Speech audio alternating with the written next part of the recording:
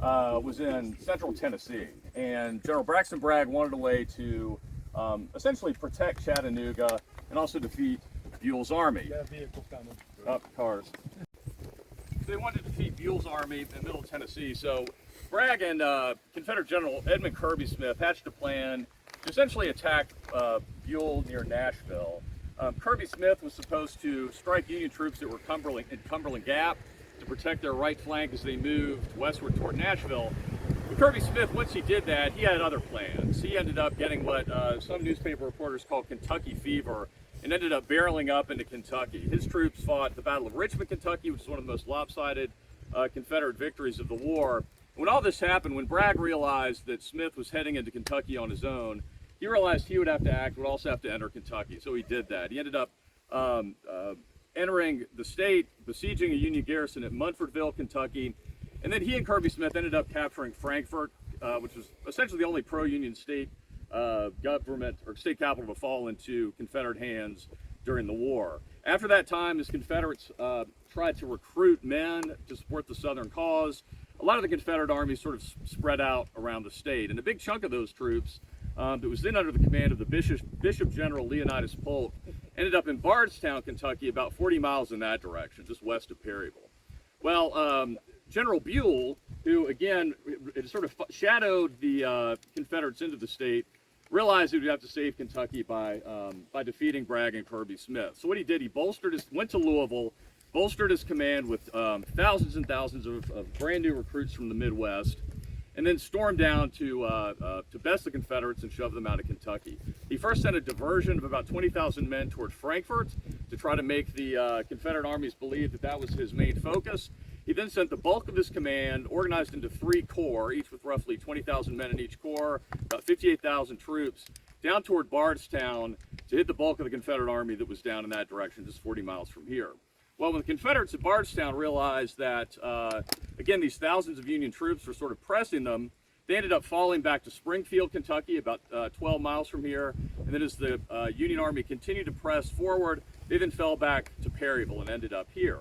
The reason they stopped at Perryville is because when the Confederates were trying to recruit all these thousands of men that they hoped would rally to the Southern banner, they established a massive supply depot in Garrett County, Kentucky, at the site of Camp Dick Robinson, which was an early Union recruiting ground. So essentially, the Confederates wanted to stay between the Union Army that was advancing this direction from Springfield in that direction, the west, sort of out near where Peters Hill is in that direction. They wanted to stay between the Union Army and those supplies that they'd established at Camp Dick Robinson. And that's why they ended up halting here at Perryville. Well, General Braxton Bragg, the brilliant Confederate commander, right? Brilliant? No, okay. He was basically had sort of fallen for this diversion. Again, I mentioned 20,000 men were moving toward Frankfort. He thought that was the bulk of Buell's army, so he ordered his men here to essentially bloody the nose of the Union troops that were gathering here, then end up meeting him in Frankfort where they would link with Kirby Smith's army. However, the Confederate troops who were on the ground here realized that there were actually more troops who were here, so they ended up maintaining what was called a defensive offensive position in downtown Perryville. Well, when Bragg realized this, he rode down to Perryville. He was incensed. He said, no, there's just a minor force here. We're going to knock him in the head, then move on. And he expected to fight the battle for Kentucky closer to Versailles, Kentucky, which is sort of kind of between Lexington and Frankfort. So before the attack commenced, he ended up marching his men from downtown Perryville because there was activity up here on sort of the northern end of the battlefield. He thought that most of the Union troops were up here. So he marched his command from Perryville, sort of following the dry Chaplin River. As we know, it hadn't rained. There was a terrible drought, very dry like it is today at the time. He marched his men sort of following a road that went alongside the Chaplin River. And as he did this, his troops kicked up immense clouds of dust. Again, dirt roads, they were really dry. So the Union troops that were beginning to form in the ridges here at Perryville saw these clouds of dust rising up in the distance. One Union artilleryman laughed. He said, "Ha-ha, it appears we tread on the tails of Mr. Bragg's coat." So they assumed that the Confederates were actually retreating up toward Harrodsburg. Again, the Confederates had retreated from Bardstown. They'd retreated from Springfield. Yet again, the Union troops that were starting to form on these ridges north of town, which were members of Alexander McCook's First Corps, roughly about 16,000 to 18,000 men, they thought the Confederates again were leaving the area. So a lot of them relaxed. A lot of the men went looking for water, for example. Again, terrible drought. Those creeks and streams were completely dry at this point. There's a great story of a Union soldier who's between Bardstown and Springfield, and he stopped at this algae-covered pond to fill up his canteen. As he did so, he sort of brushed the algae away, and as he was filling up his canteen, he looked down at one end of the water, and his comrades were washing their feet in socks, and then looks down at the other end of the water, and there was a dead mule floating in it. So it gives you an idea of the conditions the men were dealing with. One wag in the regiment later sort of elbowed him and said, well, I guess your coffee had a mighty rich flavor to it. Sadly, a lot of men got typhoid and dysentery, a lot of waterborne illnesses, which we'll talk about a little bit later. So because of the drought, again, these immense clouds of dust kicked up, soldiers are looking for water, Union troops are starting to form on these ridges. Well, Bragg has decided that the bulk of the Union command was on these ridges here north of town. And what he wanted to do, this represents sort of the Union battle line. He first wanted to strike the Union left flank, then the Union center, then he wanted to pummel the Union right. And that was his plan. That's what he told his officers to do. So first, what did he have to figure out, though, if he was going to follow this plan? Where's the left? Right, he had to figure out where the left flank was located. So his cavalry ended up scouting out this position. John Wharton's cavalry, probably about between, a little bit after 1 o'clock p.m. ended up on the afternoon of October 8th, again, sort of coming through these hills here and trying to determine where the left flank ended. There were several Union artillery batteries that were located about 300 yards in that direction. They saw Wharton's men, began sort of lobbing shells at him. They drove a few Union troops who were out looking for water, so there was a little bit of skirmishing going on. But when Wharton's command went back, they told the Confederate commanders that the left flank of the Union Army was in that direction. So therefore, when Bragg decided to attack, he ended up focusing his men in that direction. However, after Wharton's cavalry went back to report this, Brigadier General William Rufus Terrell's brigade arrived and formed on a ridge that we'll go to in just a few minutes over there, about 300 or 400 yards over to my right in that direction. So as Wharton was reporting back to his troops, the Union Army ended up arriving on the field. More men did, and they extended their left flank and ended up putting troops on that ridge where they positioned Captain Charles Parsons' 8-gun artillery battery. Well, to begin the attack too, Bragg decided, well, we'll soften up the Union line with a little bit of artillery. And this morning you guys saw where Simonson's battery was located in the middle of the field, up on that gravel road. There are two batteries, Loomis and Simonson. Well, a lot of these artillerymen had also thought that Bragg was retreating, but Bragg decided to lob some shells more toward the center of the Union line, or more toward that end of the line to sort of soften up the Union position. Because again, he thought that the Union right flank was in that direction. So one artillery battery, Confederate artillery battery of about 4 guns was posted back on a ridge about a mile behind us and began throwing shells at the Union position where Simonson and Loomis were located on that ridge. Well, as you can imagine, if you're going to soften up the Union line, you think you'd use more than four guns, right? So again, this sort of reinforced this idea that, oh, this is just sort of a small display to kind of cover the Confederate retreat over to Harrodsburg. Well, this did end up allowing the Union Army they had rifled pieces, they had sort of the better range of the Confederate guns, and a number of Confederate artillerymen were actually killed. Well, as this battery was sort of, or as this artillery exchange was ending, the Confederate attack commenced at about 2 p.m. on October 8th. General Cheatham commanded the right wing. Benjamin Franklin Cheatham, sort of the rough-hewn, hard-drinking, cursing Confederate division commander, ended up sending Brigadier General Daniel Donelson's brigade in to begin the Confederate attack. Now this is also interesting because 2 of Donelson's regiments had been pulled away to sort of guard Parsons' artillery battery that had been engaging in that artillery duel with Union forces. So when Donelson began his attack, he actually did so with a 3-regiment brigade. Confederate brigades typically had 5 regiments, and this one was begun with an understrength brigade.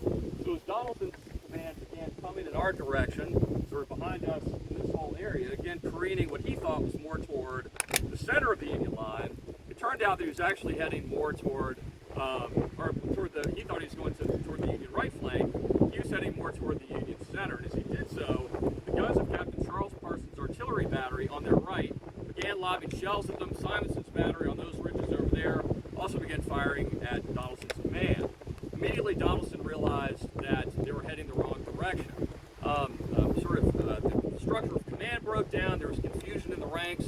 Multiple regiments started heading in different directions. They had a really hard time maintaining command control over that brigade as they became caught in a crossfire.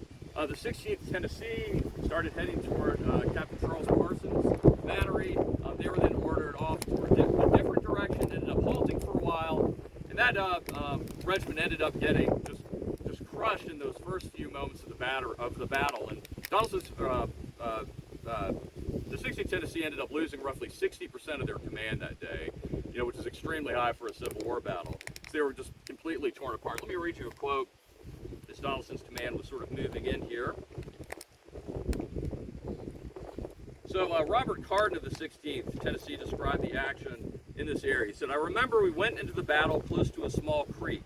We just got to the top of a small hill when we saw the enemy rise to their feet, and then the business began. And things were hot for a time. There was a battery on our left," so again Simonson's battery where you all were this morning, "it was giving us grape and canister, and the bullets were singing around us.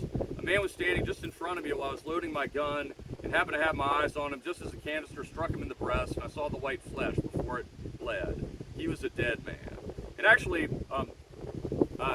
Colonel Savage of the 16th Tennessee became so enraged that his men had been sort of sent into this position that he and Daniel Donaldson ended up having a lot of problems after the battle. He actually accused Donaldson of drunkenness even. So, the 16th Tennessee getting shoved into this sort of vicious crossfires, then moved in this direction behind us, ended up causing a lot of problems for the Army Command later on. Well, the Confederates realized that they had made a terrible mistake, that they weren't striking the left flank of the Union Army. Instead, again, they were hitting more toward the Union center. So they realized that to save Donaldson's command, more troops would have to quickly enter the action. That fell upon Brigadier General George Earl Maney and his brigade. And Maney was a Mexican War veteran. He was from Nashville. He'd been an attorney there as well. He knew Cheatham before the war. He was initially the colonel of the 1st Tennessee Infantry Regiment, rose through the ranks after Shiloh. Most of his command were veterans. He commanded the 1st Tennessee Infantry Regiment, the 6th Tennessee, the 9th Tennessee, the 27th Tennessee, and the 41st Georgia. All the troops were veterans except for the 41st Georgia. This was their first action. We'll talk a little bit more about them in a few minutes. But Maney realized that in order to help Donaldson out, he would have to take Charles Parsons' 8 guns that were blasting the 1st Tennessee, the 15th Tennessee, and the 38th Tennessee as they maneuvered around in this area, trying to maintain a clear direction and trying to attack that Union left flank. So we'll head up next to the split rail fence to talk about what Maney did. But any questions so far? At all? No questions always make me nervous, but that's okay. You'll get them. All right, cool. We'll head over this way. We'll talk a little bit more about what happened on the Donaldson's brigade just south of us, sort of closer in the direction of the park entrance, with 3 regiments was pouring in these fields behind you. Here, on the hill behind us, it represented sort of the extreme left flank of the Union line. On that ridge were 8 cannon commanded by Captain Charles Parsons, who was a tenacious West Point graduate. And also on that ridge was the 123rd Illinois Infantry Regiment, about 770 strong. And that's where they were when the battle started. They were members of Brigadier General William Rufus Terrell's brigade, and more of Terrell's men were starting to come in this direction to join their comrades, especially when they started hearing booming cannon happening. A lot of Terrell's brigade started rushing to be on this ridge behind us here. So again, imagine it's hot, it's dry, there are 8 cannon on this hill behind us, and their attention again was turned toward Donaldson's command in that direction. It was firing their cannon at Donaldson in order to break out the initial Confederate attack. At the time of the battle, there was a split rail fence that ran along here. It was said that it was covered in briars and brambles. Imagine before weed eaters, if you're having to scythe everything, you're certainly not getting every weed or briar that's growing up along a split rail fence. I was telling somebody earlier, at some point I'll trip and fall over the fence. It happens every time. So just keep walking and ignore me at that point. But again, Terrell is an interesting character. Again, Union Brigadier General. He's from Virginia, actually. He'd gone to West Point, had married a woman from Pennsylvania. He ended up sort of staying with the Union while the rest of his family embraced the Confederacy. He had a brother who went to VMI in my hometown election in Virginia, who ended up fighting for the Confederacy. And so, one of these Virginia families that was divided, much like Kentucky families were during the Civil War. Well, Terrell was, it was said, by nature and by training an artilleryman, and he became very absorbed with the workings of Charles Parsons' artillery battery as the 8 guns were firing at Donaldson's command. As I mentioned before, to save Donaldson, they sent in Brigadier General George Earl Maney's brigade of 5 regiments. Maney put his men into 2 lines. He put the 9th Tennessee on the left, the 6th Tennessee in the center, and then the 41st Georgia, his Raw Regiment, on the far right of his line. Then in reserve, he put the 1st Tennessee on the second line on the left, and the 27th Tennessee on the right side of the second line. So at the time of the battle, this was sort of a lightly wooded area. This was called an open knob, so it was actually a bare hill behind me here. And his men started coming in this direction toward Charles Parsons' guns. Well, Union Captain Samuel Starling, who was an aide to the division commander, Brigadier General James S. Jackson, said that the Maney's men, they had uniforms that were the same color of the grass. You can imagine sort of butternut uniforms. You know, if you look now, this dry time is a perfect example. He said they had a hard time seeing those men until they had almost reached the split rail fence. You know, they were only about probably around 100, 150 yards away when Terrell on this hill sort of saw Maney's command coming. General Jackson, again, the division commander, was also on the hill. He was an attorney from Hopkinsville, Kentucky, a Mexican War veteran, very hot-tempered. He'd fought several duels before the Civil War. I mean, he was standing up on the hill, sort of next to his black horse behind Terrell's guns, when Maney's command began coming in this direction through these woods here.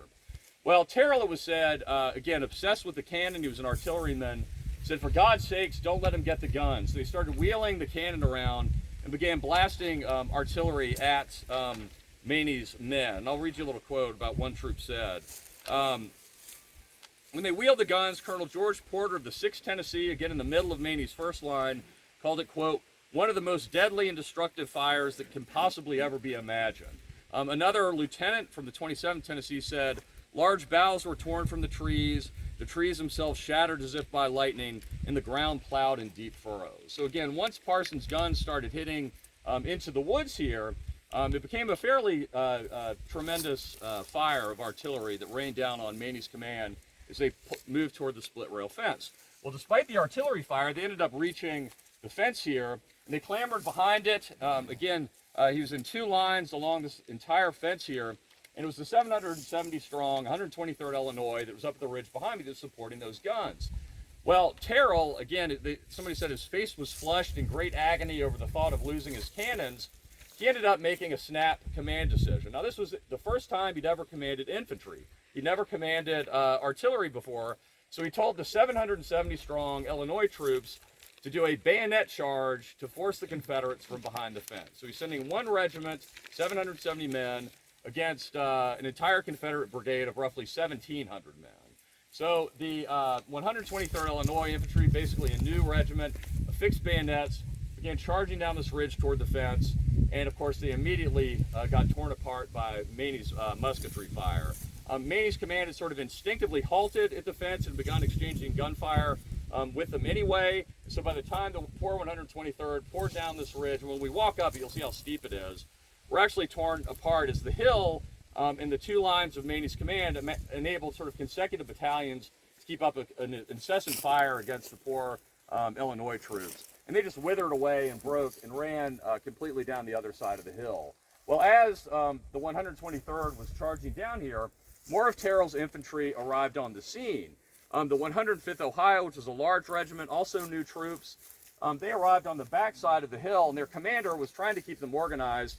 And he actually lined them all up on the backside of the hill and started to give them a speech because he wanted to rally his men, I guess. A few of the men started dropping dead, so he just told them to about face and go forward. So they actually entered the fight with their rear rank in front. So they were hit with some confusion. They ended up forming on the left side of Parsons' guns, well, we'll go up to in a minute. In addition to that, a small detachment of troops commanded by Theophilus Garrett, who was a Kentuckian. It was about 194 men, included a small detachment of Kentucky troops and some other men. They ended up forming to the right of Parsons' guns, and then the larger 80th Illinois ended up forming on the right, and their line stretched down the ridge, sort of heading toward the park entrance. So as Maney's command was sort of, after besting the 123rd Illinois, shoving them off, more reinforcements arrived. And again, mentally, I think it was hard for these Confederates. They saw more blue-coated soldiers sort of arriving on the ridge, facing this artillery fire. It became extremely hard for them to cross the fence and continue the battle. At the time, however, or continue the charge rather, at the time, as soon as they hit the fence, Brigadier General James S. Jeffrey, Kentuckian Union Division Commander, he said, well, I'll be damned, this is getting mighty particular. He's immediately shot twice in the chest, was killed. So he was the highest ranking officer to be killed here at Perryville. I don't think it really had much of a, I don't think it affected his men much because they hadn't been under his command very often. But in the same volley that killed him, he had brought an African-American slave with him who acted as his body servant. That slave was also killed in that blast too, which is sort of another sort of sad instance of the Battle of Perryville. But again, at the time, we've got Maney's 1,600 men sort of clamoring against this fence, exchanging volleys with Parsons' battery on top of the ridge. And Maney realized he would have to do something in order to keep the momentum, or else his men would be torn apart by the artillery and by more infantry who were arriving on the scene. A couple of Confederates said they had to, they would take down some of the rails to let the officers ride through.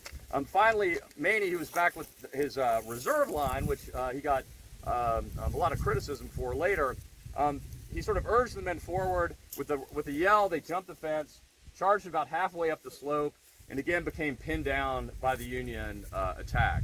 And so we'll then continue the story by heading up the hill, up Parsons Ridge. Before we do so, any I've got one question for you, Stuart. Yeah. What size shoes do you need? You see the split rail fence behind us? And imagine again the 8 guns of Parsons Battery sort of heading off in this direction. You have the 105th Ohio is forming on this side, Garrett's detachment farther down the hill than the 80th Illinois. So essentially, where we came up the hill, sort of snaking around, following the split rail fence in that direction. Got a good view of the split rail fence. You can see where Maney's command would have been initially pinned down. And also too, sort of toward the park entrance when the trees are down, you can sort of see better in these fields where Donaldson's command would have come through, where Parsons' battery would have had, essentially a clear shot at those Confederate troops who opened up the battle. So it gives you a good idea how they would have been caught in a crossfire with their right flank getting hammered. So then they send in Maney's command to try to silence these batteries that are here. So where we left off, again, Maney's command had hit the fence. They'd instinctively halted, but they again, sort of gathered up enough momentum to cross the fence and charge up the ridge. They did so. These new Union troops had arrived, began peppering them with musketry. Maney's command sort of laid down along about halfway up the hill and began, lying down, loading their guns, exchanging fire with the Union troops. They were up on the hill. As this attack was happening, again, I mentioned Maney had 3 regiments in front. It would have been, again, the 9th Tennessee, 6th Tennessee, the raw 41st Georgia over in this direction. But as they moved up the ridge, the 27th Tennessee sort of ended up filing in between 2 regiments too. So essentially, the Confederates ended up attacking this hill with a 4-regiment front, with the 1st Tennessee in reserve, back behind them to their left. And Maney was with them, and when Maney realized that his troops were pinned down, he sent one of his staff officers up to the front to try to urge the men forward. Maney ended up getting a lot of criticism for this.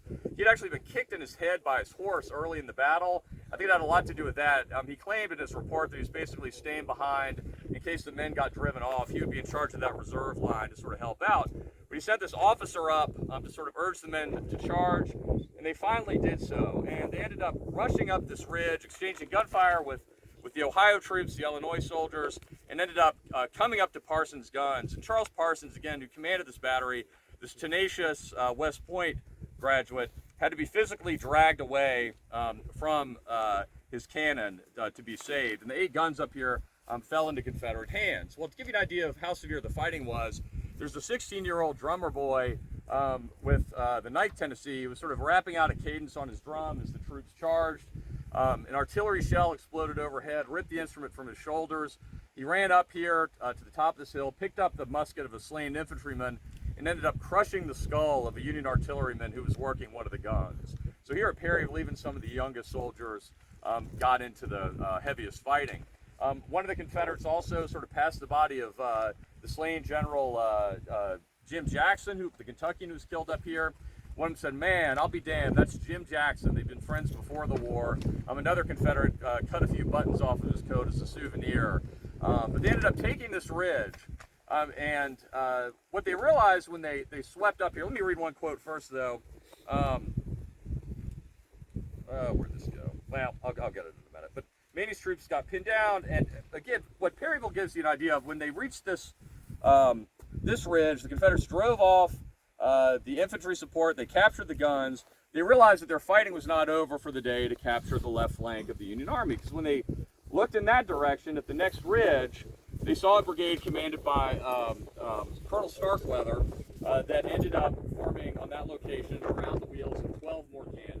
So Maney's exhausted regiments already realized that they would have to move down into this ravine and attack up that second ridge to take what we call Starkweather's Hill, and ended up in order to crush the Union left flank. But the rolling terrain here, which is we all are trying to gasp for breath coming up the hill, it gives the idea that it enabled the Union Army to essentially establish successive defensive positions on ridges here at Perryville. And that ended up helping the Union on the northern end of the battlefield quite a bit. So if they were driven from one ridge, they essentially run back to another ridge, establish another defensive line. So the terrain here actually aided the defense. However, you had all these new troops here, the 105th Ohio. I think the 105th Ohio, some of the men only fired 3 volleys out of their muskets before they got driven off the ridge. So the fact that these were new troops really caused a lot of problems for the Union command here, and we'll really talk about the problems that caused in just a few minutes as we descend down the back slope of the hill and go into the cornfield. Any questions about the defense of Parsons Ridge at all? Terrell was dejected, by the way. He had lost his guns, and he ended up also falling back with his command too. So up here, Maney's men had total control. It was said later, talking about the aftermath of the battle, one Union soldier here said that you could actually walk from the top of the ridge down to the fence. There's so many bodies, you could actually walk from one body to the other without touching the ground if you wanted to. So it gives you an idea of sort of the carnage that took place here on this portion of the battlefield. Question, yes, sir. they captured the 8 guns, but what about the caissons and supplies of ammunition? Yeah, a lot of that would have been on the back slope of the hill, Yeah, so some of that they would have captured too. A lot of it probably, as they started getting closer to the hill, the Teamsters would have saved. Yeah, when Jackson was killed though too, his adjutant general ended up grabbing his body, and they actually pulled him back in the ridge, sort of put him under a tree. The next day they came back for his corpse, and again they found his hat, his boots. They stole his shoes, and his buttons were gone. They ended up packing him in a box of salt and took him to Springfield, Kentucky, where they happened to stop at a house to stop for some water and some lunch. And the guy who owned the house had actually gone to college for a while with Jim Jackson at Center College in Danville, which is just one of those crazy twists of coincidence that we always read about during the Civil War. And they ended up taking Jackson to Louisville, where he was interred in Cave Cemetery, in a vault there. And the same minister that performed his funeral, you all know William Bull Nelson, who was shot and killed by Jefferson C. Davis. It was the same minister who ended up performing the funeral rites over Nelson, just shortly before this. And so they were both interred. Jackson, later, his body got moved to Hopkinsville, Kentucky, which is his hometown. After the war, he was moved there. So, but it's sort of a crazy story. I actually wrote a blog post for the Western Theater blog about what happened to Jackson's body, if you're so interested in learning more macabre history about the Battle of Perryville. Any other questions at all? So again, as we walk down sort of the backside, imagine this, not only have you marched from, marched hundreds and hundreds and hundreds of miles to come into Kentucky, you fall back from Bardstown, you stop here at Perryville, you get marched northward, then you end up attacking with hardly any water at all. It was also in the 80s at the time. The sun was shining, your wool uniforms. I mean, these Confederate troops just would have been exhausted, even though they were veterans. The same held true for the Union soldiers who were sort of rushed down from Louisville. The 21st Wisconsin, which we'll talk about in a few minutes, started with about 800 men marching. They were a brand new regiment. They were so worn out that men were falling out of the ranks from sunstroke. They probably only had about 500 men in their regiment when they arrived on the field. So again, the weather played a really important role here too, sort of not ruining the effectiveness of several regiments here in Perry. All right, we'll head down this way. It was a cornfield, actually. The corn stood, 7-8 feet high, was brown and dry because of the drought, and crouched in the corn were the 500 members of the 21st Wisconsin Infantry Regiment. Now, they were part of General Starkweather's command, most of whom were on the ridge behind us here, and this was a brand new regiment. Many of the men, they'd been in the Army for less than a month, who said that many of the men had never before fired their rifles. This is how new they were. So imagine, you're in a cornfield, you've been in the Army for 3 weeks, corn is swaying, and in front of you, you start hearing tremendous cannon fire, musketry, then all of a sudden, other Union soldiers start running through the corn toward you.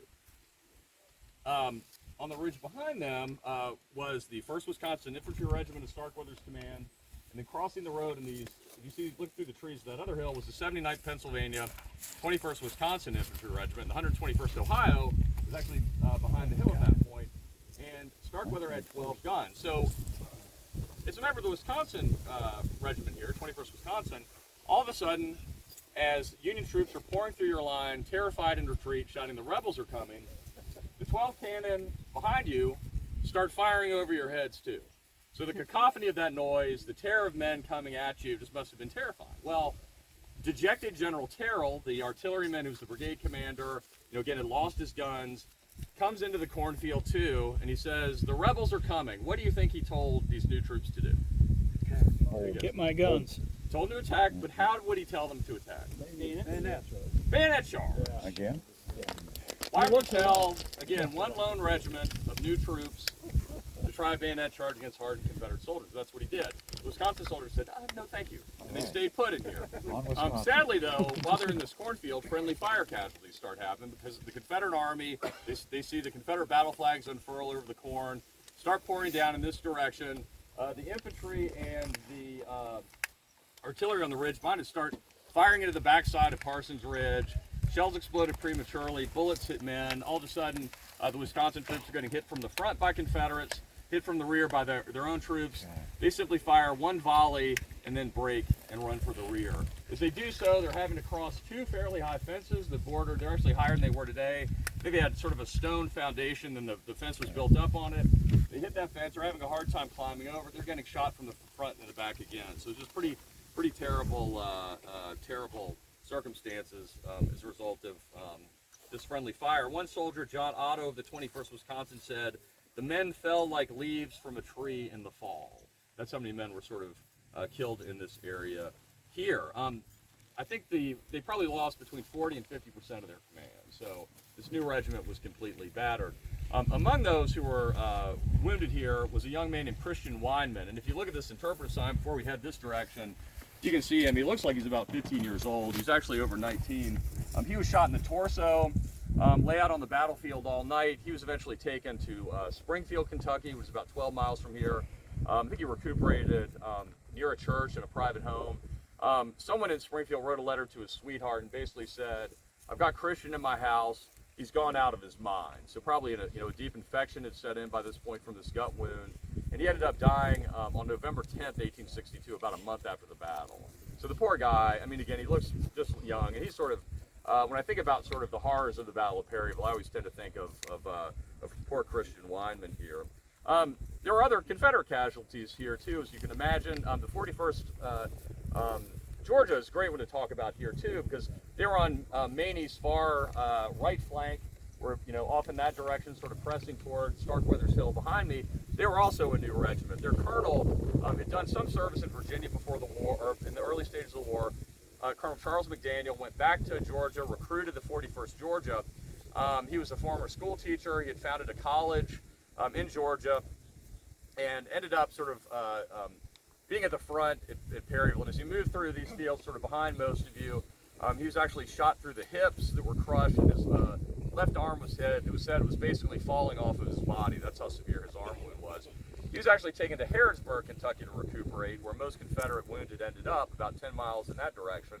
And he was actually put in the home of Benjamin Mills. Does that name ring a bell for anybody? This is the most obscure question I'll ask of the day. So Mills was actually the master armorer at Harper's Ferry when John Brown raided. He was from Harrodsburg, and actually the rifles that he made are sort of incredible to this day, and are sort of renowned by historic firearms collectors. But McDaniel ended up dying 10 days after the battle from his wounds in Benjamin Mills's house, and he ended up was a Mason, was sort of buried with Masonic rites in Harrodsburg. So when you think of the aftermath of Perryville and the communities that were affected, these are two instances where Springfield's affected by wounded, 10 miles in that direction, Harrodsburg 10 miles in that direction, Danville 10 miles in that direction. I mean, every community within a 50-mile radius probably had either a wounded or a sick soldier put there. Also with the aftermath of the fight, after the battle, as you can imagine, bodies were strewn over all these fields, and most of the Union troops were buried in regimental pits where they lay. I'll talk more about this a little bit later, but I stop here because members of the 101st Ohio Infantry Regiment were actually all gathered. Again, they had mainly fought on Parsons Ridge behind you, with some of the troops who survived ended up fighting around Starkweather Hill, but the regiment ended up burying most of their casualties in a long trench that ran along this road here. There's a really sad letter I found from the father of one of these slain soldiers who came here about a month after the battle to retrieve his son's remains. And he talked about how they were buried under only about 18 inches of rocky soil. A lot of the bodies were sort of protruding. And this grieving father spent time to write a letter home to his hometown paper to tell other parents and other family members the best way to come down to Perryville to retrieve their loved one's remains. So it's a really moving letter. He gives recommendations for where to buy a coffin, for example. He talks about the state that the bodies were in and whether or not they were able to be moved. And he also sends a list. They had crude wooden headboards with their initials on it.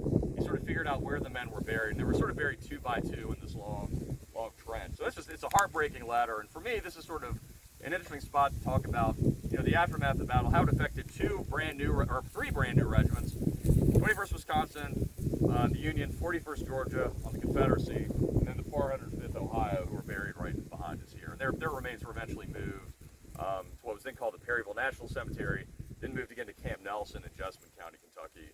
But today, the headboards were lost, so they all lie in unmarked graves.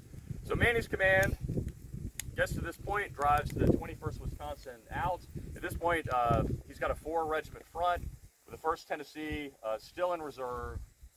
And he ends up realizing that to crush the Union left flank, he's going to have to take Starkweather's Hill there behind us. We'll go up there and talk a little bit more about that. Any questions? Yes, sir. I'm sorry, on the Ohio troops buried there, did you say 105th or 101st? 105th. 105th. 105th. Yeah. What time of day? Oh, this would be, by the time they got here, you're looking at about 3 o'clock probably, 3 in the afternoon. Pretty peaceful. We're waiting for our air show to come back over. Yeah, that's right. Yeah, we had an air show earlier today. So. The Confederate Air Force. Yeah, There there you go. There you go. All right.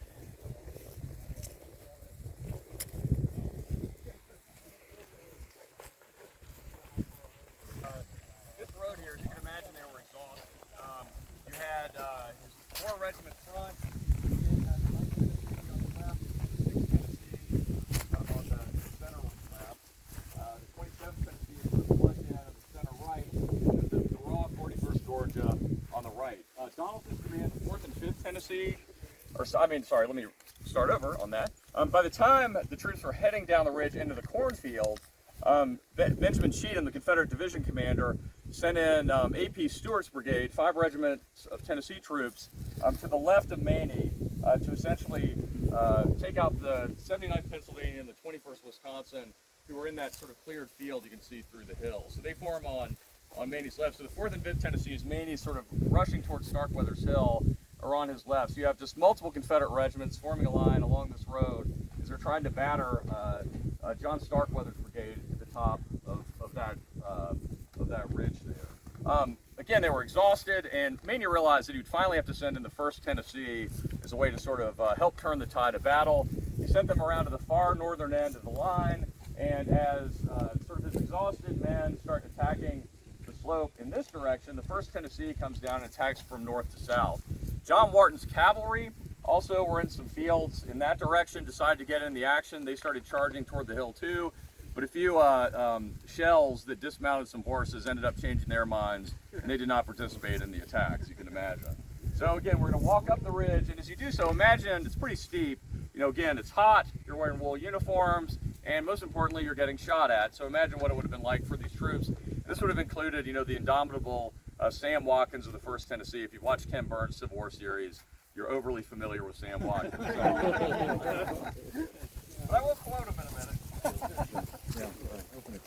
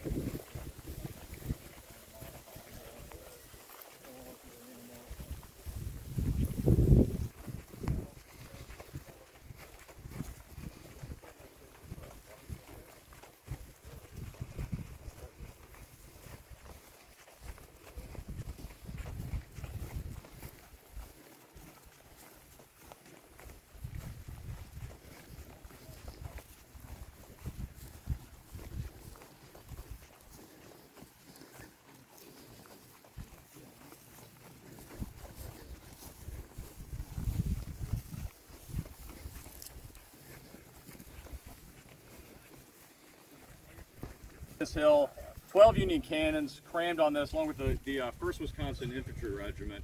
They're an interesting group because before the battle, when they were in Louisville, a number of the men ended up buying some Henry repeating rifles from people who were selling them on the street in Louisville. So, crazy to think of, in October of 1862, there are actually some Henry rifles used here at Perryville. I've got friends who have some of the cartridges, which are kind of wild. But Maney's, the remnants of his command are attacking at the front. 1st Tennessee is attacking from north to south up this ridge, trying to take the 12 guns that are up here on this hill. Sam Watkins, again, 1st Tennessee, he later said, "Such obstinate fighting I never had seen before or since." And again, Watkins fought from the Cheat Mountain campaign all the way through the Atlanta campaign on to Franklin and Nashville. So he had literally, been through the grinder in every major battle of the Western Theater practically. He said, "Such obstinate fighting I never had seen before or since. The guns were discharged so rapidly that it seemed the earth itself was in a volcanic uproar. The iron storm passed through our ranks, mangling and tearing men to pieces. Our men were dead and dying right in the very midst of this grand havoc of battle." He added that 8 of color bearers were shot and killed in one cannon blast. And after that first charge, they fell back to the base of the hill, prepared for another charge. Maney's command ended up charging this hill 3 times. On the 3rd time, they ended up getting around the wheels of the guns, where a very fierce hand-to-hand fight erupted. And it was later said, one Union artilleryman later said that the ground literally became slippery with blood here. That's how many casualties took place on this narrow hill.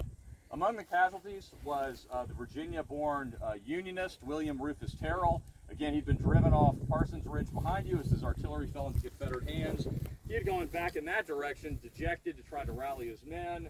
He then realized as the fighting got closer, he would return to the front. As he came up the back slope of the hill, a Confederate artillery shell exploded overhead, ripped his chest open. One of his aides ran up to him, and Terrell said, "My poor wife, my poor wife." And then he ended up dying several hours later. His brother, again the VMI graduate who fought for the Confederacy, ended up getting killed while fighting in Virginia during the Cold Harbor campaign. So again, these divided brothers both died. It was later said that their bereaved father later put up a monument that said, "God alone knows which was right," was the story of that monument. I've never seen a picture of it though, so it might be a I think I have. Yeah. I hope it's right? I hope it's true. It's a great story. I think that's at the homestead Of their house. Confederate brother is buried. William Terrell himself is buried at West Point. Right. Yeah. And also too, I mean, there were other officers who were killed here on the Confederate side. Lieutenant Colonel John Patterson, who was in the 1st Tennessee, was actually shot in the hand. He was seen wrapping a handkerchief around that wound, and then he was immediately shot in the mustache, it was said, and fell dead on this ridge here. The aftermath plays a part here too. After the battle, there was a soldier named Marcus Toney who ended up burying, 16 of his comrades in the ravine right behind us here, and he basically gathered the bodies up, and he used sort of a Union breastplate, an ornamental device to sort of scrape dirt over these men. Toney then ended up heading back to what's called the Goodnight House, located in that direction, where he tended to other wounded soldiers. He was actually here at Perryville for weeks and weeks after the battle, helping the wounded. But a few days after the battle, he had buried one of his friends named Robert Hamilton. And Hamilton was originally from Lexington, Kentucky. He'd moved to Nashville before the war, where he'd been a printer. He was about 19 years old. When Tennessee seceded, he ended up joining the 1st Tennessee Infantry Regiment.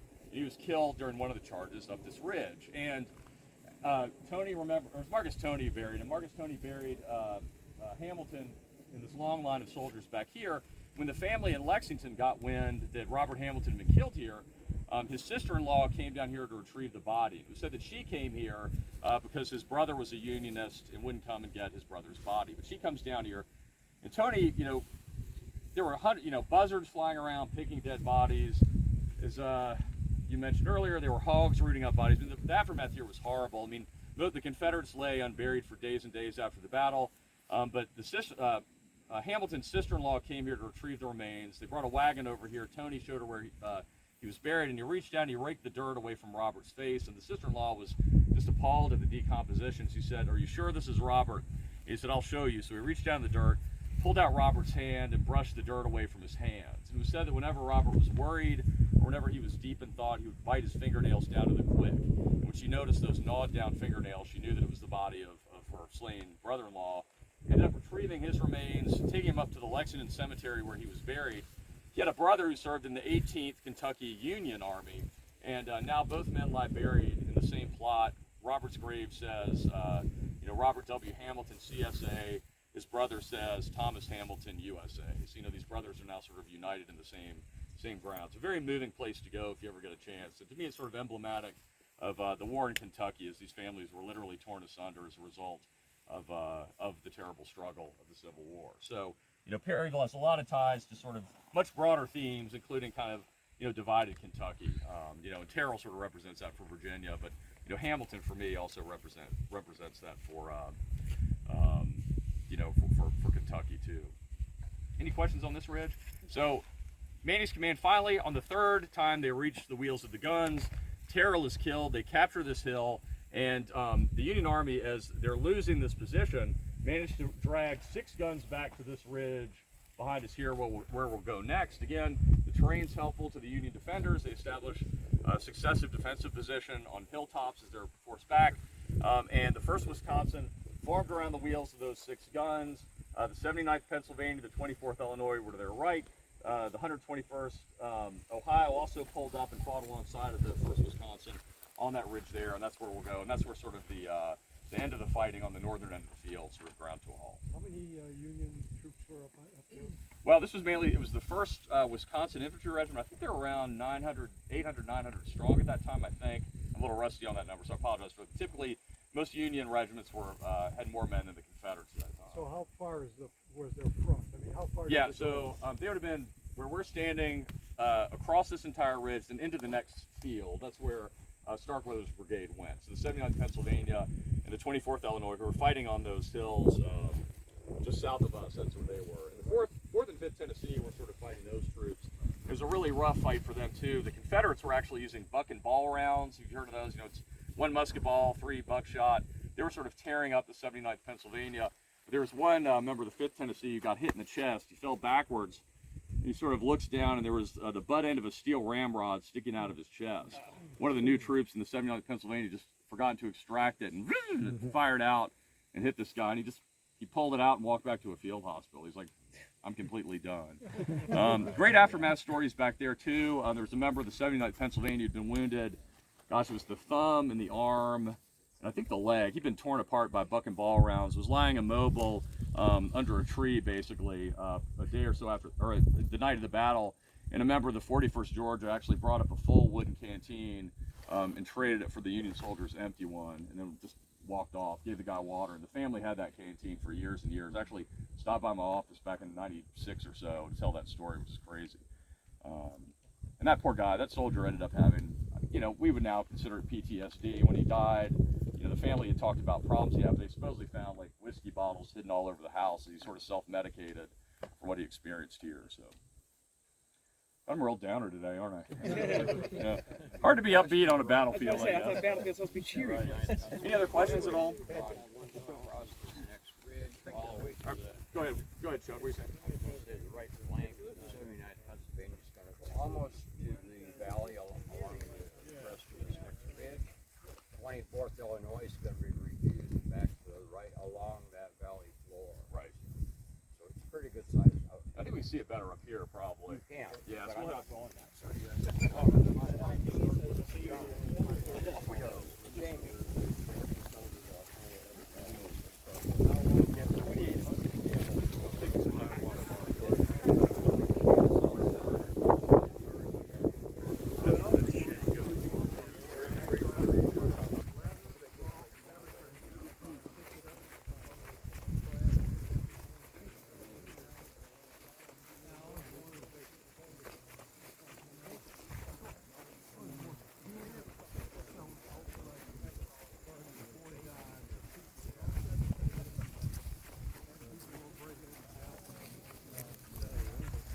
New battlefield land. I call it new battlefield land. This was purchased around 2015 through the American Battlefield Trust, which was awesome. When I worked here, I worked for the Perryville Battlefield Preservation Association. I was executive director of that. So there was this parcel and a few more that I never thought that what ended up being acquired for the battlefield. So I'm always happy to come up here because I never thought that this would be preserved battlefield land. We'd have the opportunity to come here and learn more about the fight. So, you know, if you support the Friends of Perryville, support the American Battlefield Trust, all these groups are really working hard to sort of, you know, preserve and protect Kentucky's largest battleground. So behind me, you can see Starkweather's Hill there. Of course, following the trail, the steep hill we walked up. And again, you can see in that clear hill, that's where the 79th Pennsylvania, the 24th Illinois would have been. As Chuck mentioned before we came up here, they also, AP Stuart's 2 regiments, the 4th and 5th Tennessee, would have shoved them back. They would have been south of us too, with the 79th Pennsylvania and the 24th Illinois sort of with their line refused or bent sort of in that direction. Where that lone tree is by the road, that's historically it's called the Benton Road. Probably 30, 40 yards south of that is where Samuel Harris's artillery battery was. So you sort of by 4 o'clock, 4:30, you got sort of the Union lines. This would be the northernmost position, sort of snaking around toward that artillery battery, and then sort of snaking around toward what was the Russell House. You guys go toward the Russell House. Yeah, so you would have seen that site, and then the Dixville Crossroads is in that direction if you follow the Benton Road down. So by the time, you know, we're about where the 1st Wisconsin was, again, Ohio troops just to their south too. Maney's command again, exhausted by this point. 1st Tennessee worn out. Troops are intermingling by this point. Come to charge this position, attack it several times. The 1st Wisconsin put their the guys with the Henry rifles on their flanks and just basically tore Maney's command apart. They wheeled 6 guns back and saved those. And to give you an idea of the severity of the fight, Captain William Mitchell of the 1st Wisconsin wrote a letter to his father, and he said, quote, "No pen can describe the horrors of such a battle. We have soldiers there who had passed through Shiloh and Fort Donelson fights, and they all say that Starkweather's brigade was under a heavier fire than any brigade at either of those. We're badly cut up. How I escaped, God only knows. When the bullets," and he's talking about being on this ridge here, he says, "when the bullets flew like hail, and the artillery piece my company was supporting was in danger of being captured, the cannoneers all gone, 6 of my men with myself started to run it off to the rear in this direction. 3 of the 6 were shot dead." So again, just the severity of the fight here. "I felt something just brush my pants, and looking down, I saw the bullet hole made by a ball passing through my pants and boot. But strange to say, it did not even scratch me." So again, just a hail of gunfire, to use that terrible cliche, was hitting the troops here on this ridge. However, the 1st Wisconsin, these veteran troops managed to stem the attack. They did a counterattack, actually captured a battle flag that after the fight, members of the 1st Tennessee, and I think it was the 9th Tennessee, ended up arguing who had lost the flag. The Wisconsin troops claimed it was the 1st Tennessee. I think a Wisconsin Veterans Museum, I think still may have that flag today, actually. But they are. Tennessee State Museum. Is that where it is now? Tennessee State Museum? Just awesome. I need to go down there and see that. Yeah, so again, 1st or 9th, they argued about it, whose it was.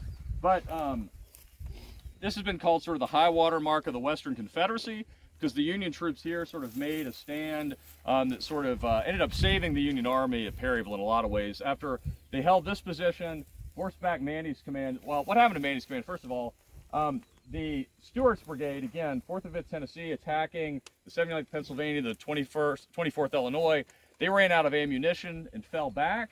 And so that enabled the 79th Pennsylvania and the 24th Illinois to sort of sweep over in this direction and start hitting Maney's left flank. So when he's getting hit from the front by the 1st Wisconsin, he started getting hit from the left by the 79th Pennsylvania. He ended up withdrawing all the way back to Parsons Ridge, that open knob, that big hill where we first started the tour, where General Jackson was killed. But it's called the high water mark of the Confederacy because it said that the Confederates' sort of best hope for claiming victory in the war sort of ended along this ridge here. But because of the stand that Starkweather's troops took, as both you know, the Union right flank where you all were in the center started breaking and sort of falling back toward the Dixville Crossroads, their stand here enabled them to basically save the crossroads and preventing the Confederates from sort of taking the crossroads and getting behind a majority of the Union Army. You know, if they'd broken, it would enable Maney's command, Stuart's men to sort of fill in and then probably decimate the Union troops who were fighting around the crossroads. So as night started to fall, did you all talk about the end of the battle earlier? I think Not really. So as night started to fall, you know, the Union Army essentially started pulling back toward, again, this crossroads, the Dixville Crossroads. As I mentioned earlier, the Union command here was divided into 3 corps. The bulk of the fighting here took place with the Union 1st Corps, commanded by Alexander McDowell McCook.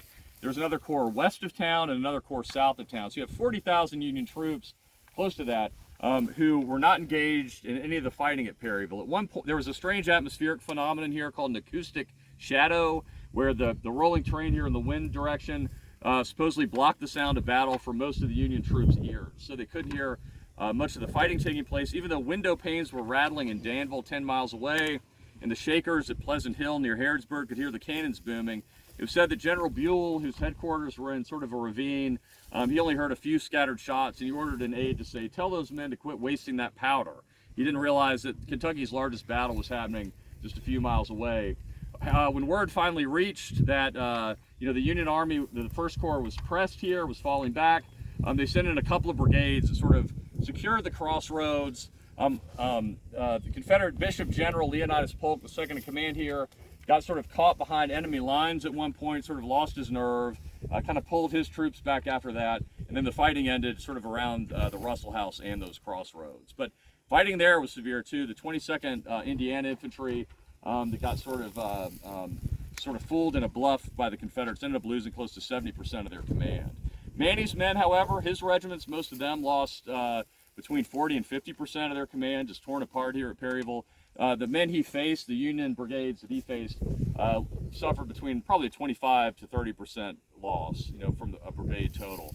Again, the 21st Wisconsin probably lost between 40 and 50% of their men as well. So, very heavy casualties here. No brigade suffered as much as Maney's did here at Perryville too. And again, it was because of the obstinate stand made by Starkweather's men on this ridge that the Union Army could sort of shore up their lines of communication with the other corps that were here.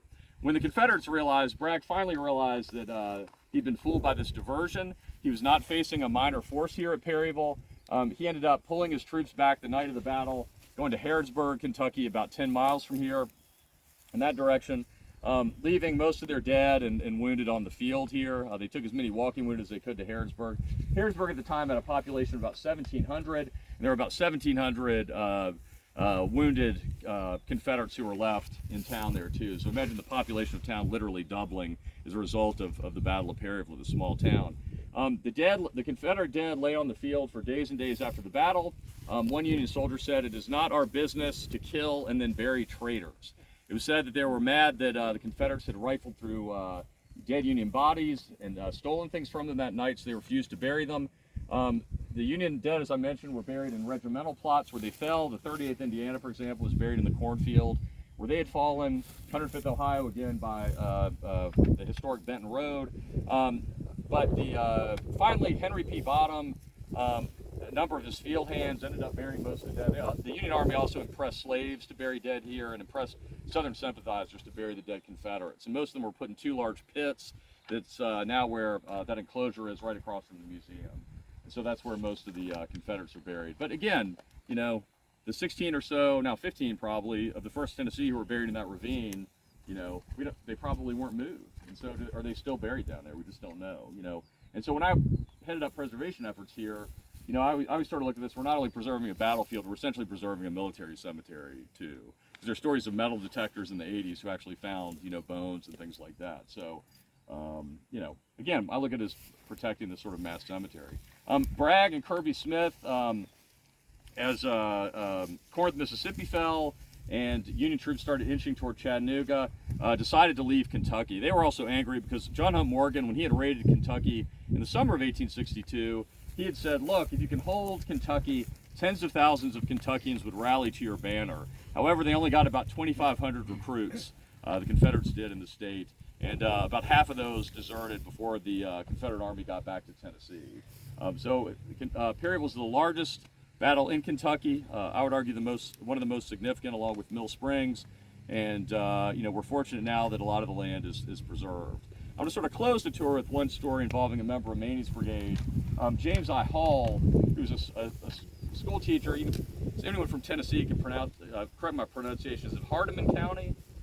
Hardeman County. He's from Hardeman County. He was a school teacher. A number of his students wanted to enlist in the 9th Tennessee, so he ended up joining the regiment with them. They elected him captain. And James I. Hall, he was wounded actually as the troops stormed down toward the cornfield from the back slope of Parsons Ridge. Took a pretty severe gut shot. Two of his former students grabbed him, took him to the rear, and they eventually transported him to the Goodnight House Cemetery, which is where a number of most of Cheatham's wounded ended up at the Goodnight House, which became just one large field hospital. He lay outside. Oddly, a few days after the battle, it turned cold, started to snow. Union soldiers in the area just sort of put a piece of tin over him. Basically, they cut away his wounds, or cut away his clothing to expose his wounds. They said, "I'm sorry, you're going to die. There's nothing we can do," is what the surgeons told him. They put him in a long line of soldiers who'd also been told that they would pass away soon from their wounds. What's the phrase? It's that emergency triage. Where you only work on the people you can help in a situation like that. This is what they did. Well, he woke up and he passed out that night. He woke up the next morning. He said, "I had a corpse at either elbow." The two men who'd been laid down next to him both died that night. He ended up, however, got a lucky break. He had attended Center College in Danville, just 10 miles from here, and when some people who knew him when he was a student heard that he'd been wounded at Perryville, they actually brought a carriage here, picked him up, and took him back to the house where he had lived when he was a student at Center College. It's now called the Old Crow Inn. It was a bed and breakfast for a long time. Oddly, it's about a few blocks from my house, which is kind of crazy. He convalesced at the Old Crow Inn, was there for several months, but when Maney's men left, if you look in the official records of the war and look at the regimental report, it says Captain James I. Hall was killed at Perryville. Newspapers picked up that story, and his family at Hardeman County, Tennessee, were completely devastated that James Hall had been killed at Perryville. However, he was recuperating in Danville. He had a little girl. He had a 6 or 7 year old daughter, and as his wife and mother-in-law would tell this little girl, "Honey, your dad's been killed in Kentucky. He's not coming home." The little girl would say, "No, he's not. He's still alive." And the mother was getting frustrated. I think this little girl's not accepting that her dad is gone. Well, after months and months and months, Hall used one of his Center College connections to get a pass to get back to Tennessee. And he ended up doing so, and he was still suffering from his wounds, recovery, probably walking with the staff, hobbling up his front walk. His little girl was on the front porch. She said, "Oh, hi, Daddy." She turned around, went inside, tugged on her grandmother's apron, and said, "See, I told you he'd be back." I tell that story because he's one of the lucky ones.